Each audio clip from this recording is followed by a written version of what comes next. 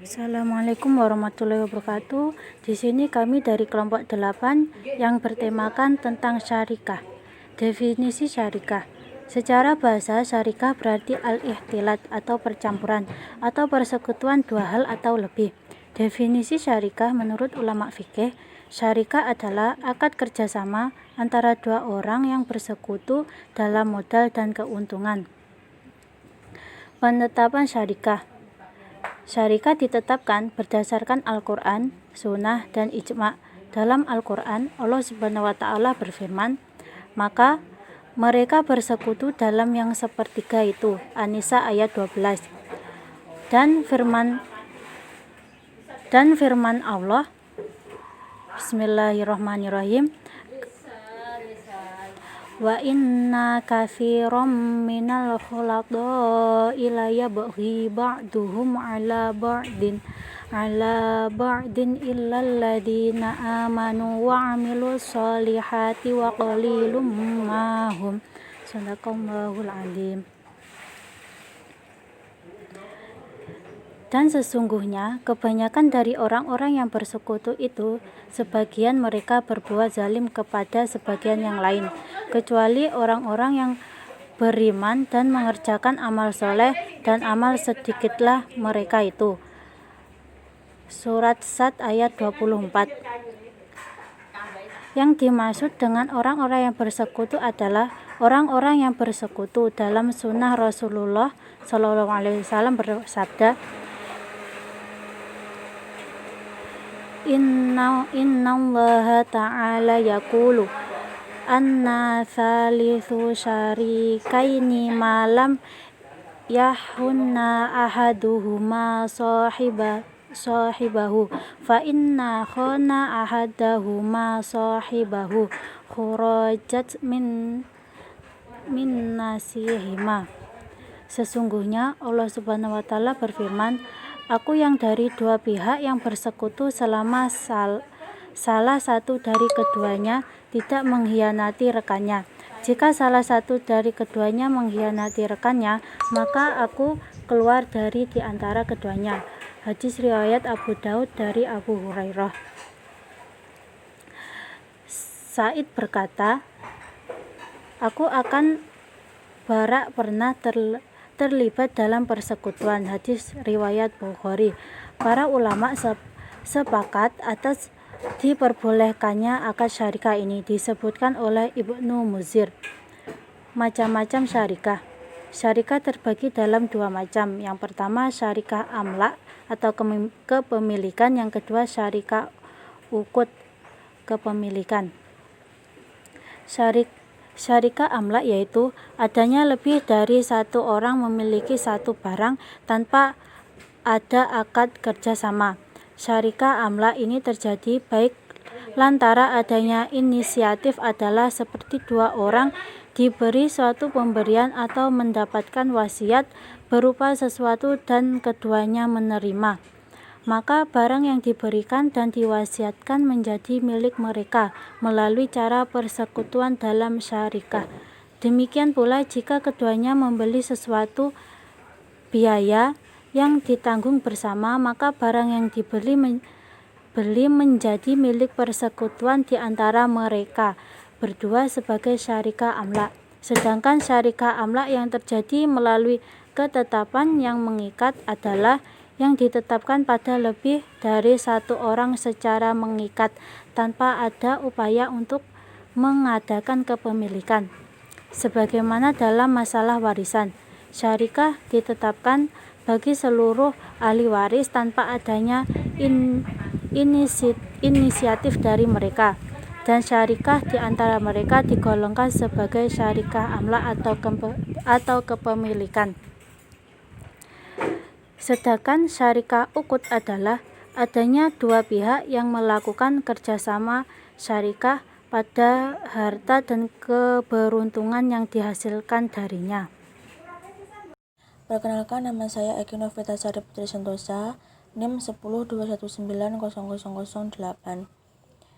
Yang selanjutnya, hukum syarikah. Berdasarkan ketentuan hukum syarikah, diperbolehkan bagi seorang yang terlibat dalam syarikah ini untuk menggunakan bagian rekannya tanpa izinnya, karena tidak ada kewenangan bagi salah satu dari kedua pada bagian yang lain. Maka seakan-akan dia sebagai pihak ketiga yang tidak terlibat di dalamnya. Kemudian, macam-macam syarikah ukut.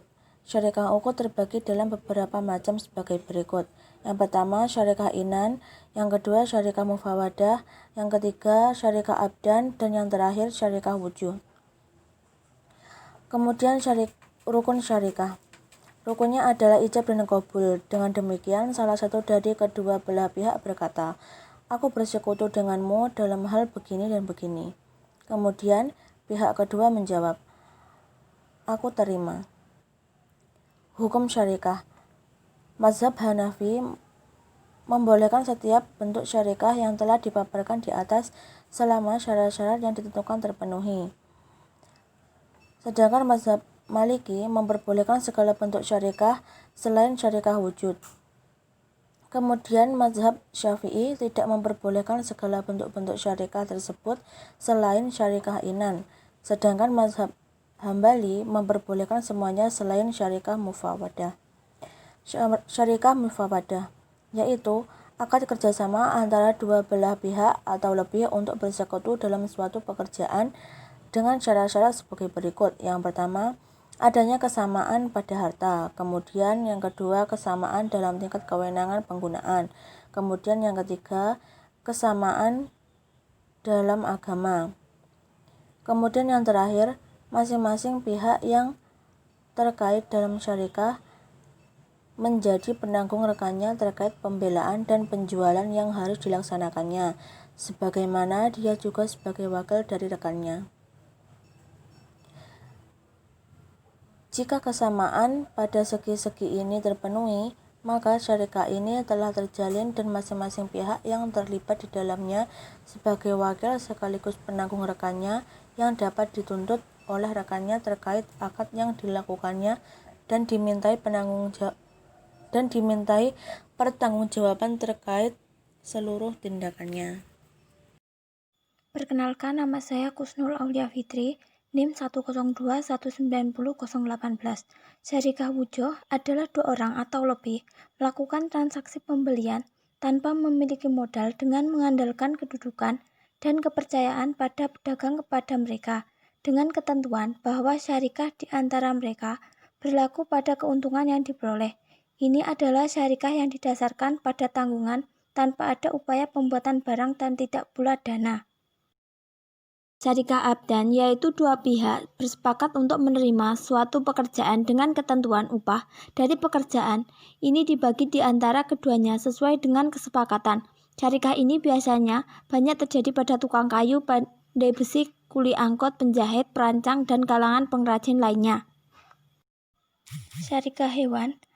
Menurut Ibnu Qayyim, diperbolehkan menggandakan syarikah terhadap hewan, yaitu wujud barang menjadi milik satu pihak, sedangkan pihak lain mengurusnya dengan ketentuan bahwa keuntungan yang didapat dibagi di antara keduanya sesuai dengan kesepakatan.